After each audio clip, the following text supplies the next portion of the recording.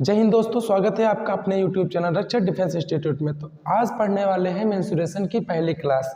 इसमें आपको बिल्कुल बेसिक से अभी आज की क्लास में आपको मेंसुरेशन का जो इंट्रोडक्शन दिया जाएगा कि ये ट्रिंगल क्या होते हैं, सर्कल क्या होते हैं, पॉलीगन क्या होते हैं, या क्यूब क्या होते हैं, क्यूबाइड क्या होते हैं, सिलेंडर क्या होते हैं, स्पेयर क्या होते हैं, गोला क्या होता है, या हम टोटल सरफेस एरिया किसे कहते हैं, क्षेत्रफल किसे कहते हैं, आयतन किसे कहते हैं। तो आज हम लोग इंट्रोडक्शन पर बात करेंगे।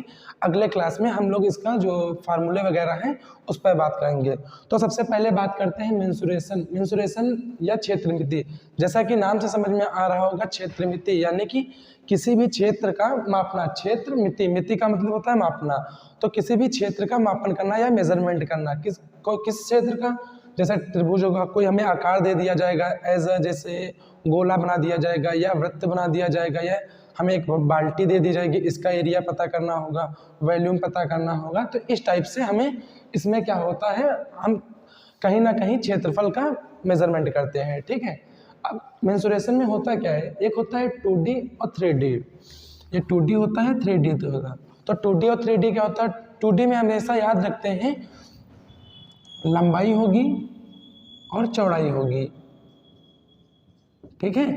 जबकि 3D में क्या होगा, लंबाई होगी, चौड़ाई होगी, इसके बाद ऊंचाई भी होगी। जैसे अब मान लेते हैं 2D में लंबाई होगी, चौड़ाई होगी। मतलब मान लो जैसे ये हमारा पेज है, तो इसको हमें मापना है, इसका क्षेत्रफल कितना है। तो इसमें कोई हाइट तो है नहीं, हमें सिंपल सा इसकी लंबाई नापनी है, इसकी चौड़ाई नापनी है।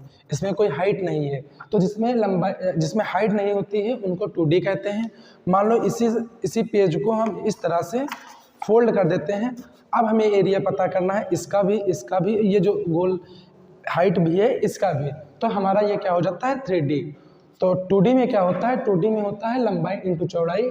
3D में क्या होता है, लंबाई होगी, चौड़ाई होगी, इंटू नहीं है यहाँ पर, लंबाई होगी, चौड़ाई होगी और ऊंचाई भी होगी। लंबाई चौड़ाई के साथ ऊंचाई भी होती है।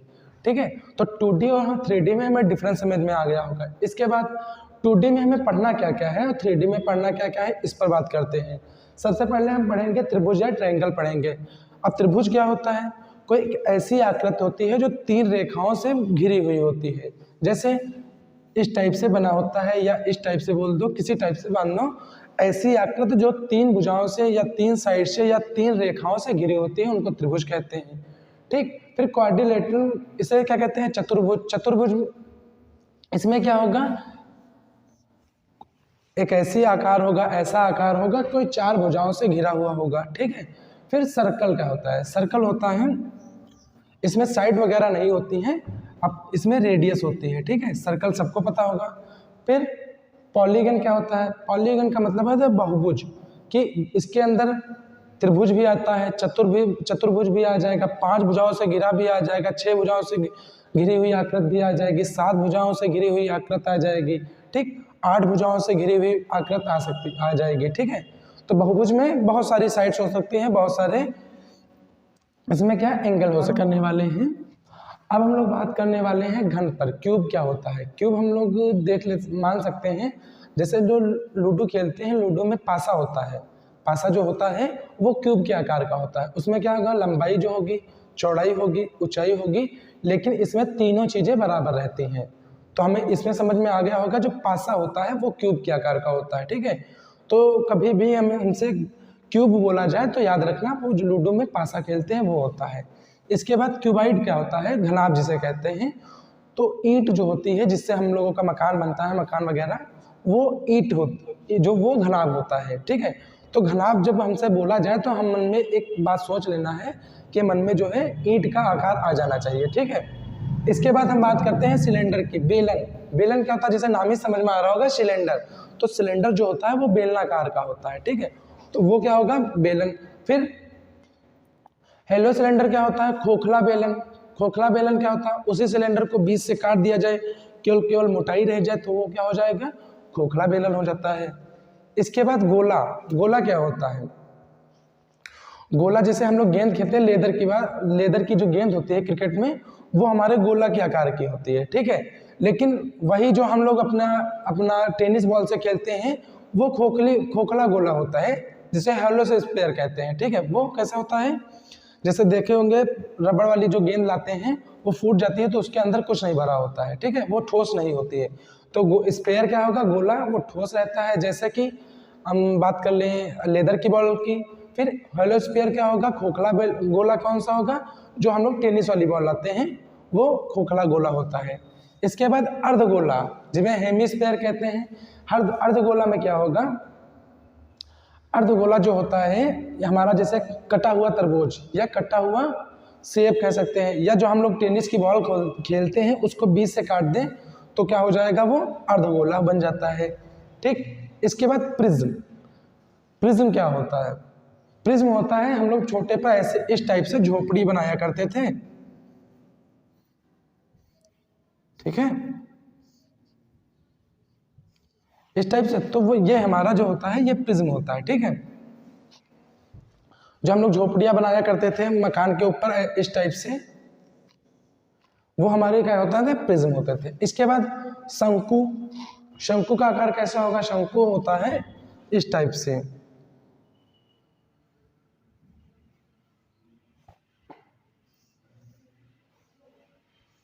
इस टाइप से शंकु होता है। जैसे नाम ये कोन नाम से एक आइसक्रीम भी आती है सेम इस टाइप से, इसके ऊपर ये उसका बना होता है कुछ पपड़ी टाइप का, इसके ऊपर हम लोग आइसक्रीम रख के हमें दे दिया जाता है। तो शंकु कोन वाली आइसक्रीम भी आती है, तो शंकु का नाम लिया जाए तो कोन हमेशा याद आ जाना चाहिए, कोन वाली आइसक्रीम। इसके बाद बात करते हैं फ्रस्टम या छिन्नक की। छिन्नक क्या होता है, छिन्नक जो हमारी स्टील की बाल्टी आती है, कभी कभी देखा होगा इस टाइप से। ये जो शंकु है हमारा, ये शंकु इस टाइप का होता है, ठीक। इसी से इतना एरिया काट दिया जाए ऊपर का तो जो ये आकृति हमारी बन जाती है, इसे फ्रस्टम कहते हैं। इस टाइप से हमारी जो बाल्टी होती है पानी भरने वाली, वो इस टाइप से होती है। तो एक बार फिर से देख लेते हैं, क्यूब क्या होते हैं, घन क्या होते हैं, जैसे हमारा पासा, ठीक है। इसके बाद घनाभ क्या होता है, ईंट जिससे मकान बनते हैं। इसके बाद सिलेंडर क्या होता है, बेलन नाम ही सिलेंडर समझ में आ रहा है, तो सिलेंडर जो हम लोगों के यहाँ रसोई घर में काम आता है। फिर खोखला बेलन क्या होता है, उसी सिलेंडर को बीच से काट दिया जाए, केवल जो क्या कहते हैं परत रहती है बाहर की वही रखें तो वही खोखला बेलन हो जाता है, जैसे पाइप होता है, ठीक। इसके बाद गोला क्या होगा, गोला हो जाता है जो लेदर की बॉल होती है जो क्रिकेट में यूज की जाती है, वो गोला होता है, ठीक। इसके बाद खोखला गोला क्या होगा, जो हम लोग टेनिस की वाली गेंद यूज करते हैं उसमें क्या होता है, कभी फूट जाती है तो देखो उसके अंदर कुछ नहीं भरा होता है, केवल एक परत टाइप की गोल गोल बनी होती है, ठीक है। इसके बाद अर्धगोला क्या होता है, उसी बॉल को हम बीच से काट देते हैं तो हम वो क्या बन जाता है, अर्धगोला। जो बॉल होती है हम लोगों के पास उसको बीच से काट दिया जाए तो वो क्या हो जाएगी, अर्धगोला। फिर प्रिज्म हम लोग इस टाइप से, हम लोग एक झोपड़ी बनाया करते थे छोटे पर, तो वो आकार जो है वो प्रिज्म का ही था। फिर कोन, शंकु का आकार इस टाइप का होता है, जैसे हम नाम से, ये जो कोन है ये आइसक्रीम भी आती है इसी टाइप से होती है, उसके ऊपर आइसक्रीम रख के हम लोगों को दे दी जाती है। फिर एक फ्रस्टम छिन्नक क्या होता है, उसी को जो हमारा कोन होता है, कोन को ऊपर से काट दें या ऊपर से तोड़ दें तो जो शेष आकृति बचती है उसे फ्रस्टम कहते हैं। जैसे इस आकार का हमारी बाल्टी होती हैं, कभी स्टील की बाल्टी देखो या प्लास्टिक की बाल्टी देखो, से कभी कभी इस टाइप से होती हैं, नीचे कम चौड़ी होंगी, ऊपर जाके थोड़ी सी चौड़ाई अधिक, जो उनके ऊपर की जो चौड़ाई होगी वो बढ़ जाती है, ठीक है। तो अब बात करते हैं क्षेत्रफल या एरिया की। तो कोई भी चीज है कितनी जगह घेर रही है, वही उसका जो होता है उस वस्तु का क्षेत्रफल होता है। मान लो जैसे ये बोतल है, हम यहाँ पर रख देते हैं तो कितनी जगह घेर रहा है, ये नीचे की जगह घेर रहा है और ये प्लस ऊपर की भी जगह घेर रहा है, तो इसे क्या कहेंगे, इसका क्षेत्रफल कह देते हैं, ठीक। इसके बाद हम बात कर लेते हैं वॉल्यूम, आयतन की। आयतन क्या होता है, आयतन होता है किसी चीज को बनाने में कितना हमें मटेरियल की आवश्यकता होती है। जैसे मान लो इस मार्कर को बनाने में जितनी प्लास्टिक लगी है, जो मार्कर लगा, जो स्याही लगी है, कितना यूज हुआ है, कितने किलोग्राम का यूज हुआ है, वही इसका आयतन हो जाता है, ठीक है। सरफेस एरिया क्या आता है, वक्र पृष्ठ का क्षेत्रफल, संपूर्ण पृष्ठ का क्षेत्रफल। लगभग बच्चों में ये इसका बहुत डाउट होता है, वक्र पृष्ठ का क्षेत्रफल और संपूर्ण पृष्ठ का क्षेत्रफल किसे कहते हैं। इसमें होता क्या है, मान लो हमको इसका वक्र पृष्ठ पता करना है, ये इसमें वक्र पृष्ठ कहाँ है, संपूर्ण पृष्ठ कहाँ पर है। तो ये डाउट 99% लोगों के अंदर रहता है कि किसी भी चीज़ का वक्रपष्ट होता आखिर क्या है, ठीक है।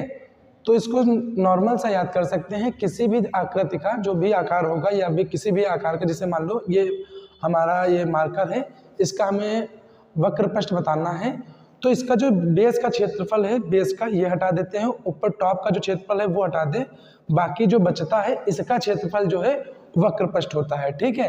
संपूर्ण पृष्ठ क्या होता है, जो हमने दोनों हटाए हैं, बेस का क्षेत्रफल ऊपर टॉप का क्षेत्रफल, इन दोनों को जोड़कर और वक्रपृष्ठ का क्षेत्रफल भी जोड़कर जो क्षेत्रफल बनता है उसे संपूर्ण पृष्ठ का क्षेत्रफल करते हैं। फिर डायगोनल क्या होता है, डायगोनल होता है विकर्ण जिसे कहते हैं। ये होता है मान लो किसी भी स्थान से इस स्थान से यहाँ तक जाना हुआ, मान लो यहाँ से हमें यहाँ तक जाना है तो मिनिमम शॉर्टकट है वो न्यूनतम दूरी है, इसे शॉर्टकट भी बोल सकते हैं, न्यूनतम दूरी।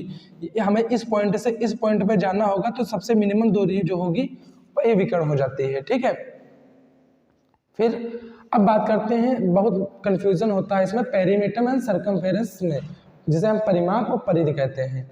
अब परिमाप क्या होता है, परिधि क्या होता है, तो परिमाप की हम बात करते हैं तो मान लो हमें इसमें परिमाप पता करना, इसमें हमसे बोला जाए परिमाप पता कीजिए, तो इस बिंदु से चलकर यहाँ से चलते हुए वापस इसी बिंदु पर जब आ जाते हैं तो जितनी दूरी हमने चली है वही कहलाएगी हमारी परिमाप, ठीक है। लेकिन परिधि का यूज कहाँ पर होता है, इसमें हमने नोटिस किया होगा, हम एज ए स्केल से रख के भी नाप सकते हैं। मान लो ये 3 सेंटीमीटर, ये 2 सेंटीमीटर, ये 3 सेंटीमीटर, ये 2 सेंटीमीटर, तो इसको हम स्केल से नाप सकते हैं, नाप के हम परिमाप पता कर सकते हैं। बट हमें मान लो इस सर्कल में यहाँ से चलना है, यहाँ से चल के फिर वापस आ जाना है, लेकिन इसको हम स्केल से नहीं नाप सकते हैं कितना हम चले हैं, ठीक। तो परिधि का यूज कहाँ पर होगा, जहाँ पर वक्र पृष्ठ टाइप का होगा या वक्री होगी, कर्व्ड एरिया होगा, ठीक है। और परिमाप का यूज कहाँ पर होगा, इस शब्द का यूज यहाँ पर होगा जहाँ पर हम कोई भी दूरी जो है स्केल से नाप सकते हैं। देखो इसको हम स्केल से नापना चाहें नाप सकते हैं, बट स्केल से इसको नापना चाहें तो स्केल से इसको नहीं नाप सकते हैं। तो यहाँ पर हमेशा वही चीज़ परिधि होगी, यहाँ पर वही चीज़ परिमाप होगी। दोनों का मतलब एक ही होता है, लेकिन जगह बदलने पर इनका नाम बदल जाता है। यहाँ पर इनको परिमाप कहते हैं, यहाँ पर इनको परिधि कहते हैं। अब ये रही हमारी पहली क्लास जिसमें हमने मेंसुरेशन का इंट्रोडक्शन की बात की, किसे क्या कहते हैं, 2D किसे कहते हैं, 3D किसे कहते हैं, ट्रायंगल क्या होता है, सर्कल क्या होता है, जो इसमें वर्ड यूज होते हैं, शब्द यूज होते हैं, उन पर बात की। जैसे यहाँ पर वक्र पृष्ठ का क्षेत्रफल है, संपूर्ण पृष्ठ का क्षेत्रफल है, फिर विकर्ण किसे कहते हैं, ठीक है। फिर पेरीमीटर का यूज कहाँ पर होता है, दोनों चीज़ें एक ही होती हैं, परिमाप भी एक ही होती है, परिधि भी वही होती है, लेकिन यहाँ पर बात करते हैं तब परिमाप उसे बोल देते हैं, यहाँ पर बात करते हैं तो उसे परिधि बोल देते हैं, ठीक है। तो हमारे जो ये रहा हमारे क्लास का ओवरव्यू रहा, जो मेंसुरेशन की पहली क्लास थी। अब अगर आपको ये क्लास समझ में आई हो तो कमेंट बॉक्स में बताइए, या किसी को यहाँ पर इसमें कहीं पर भी डाउट हो, कुछ दिक्कत हो तो आप हमें कमेंट बॉक्स में या हमारे इंस्टीट्यूट में या हमारे जो इंस्टीट्यूट का नंबर है उस पर आप मैसेज करके पूछ सकते हैं। इसके बाद अगर आपको ये क्लास समझ में आई हो तो इस क्लास को सब्सक्राइब कीजिए, लाइक कीजिए, और ज़रूरतमंद जिनका एग्ज़ाम है या जिनको इस चीज़ की ज़रूरत है उनके पास शेयर कीजिए। धन्यवाद।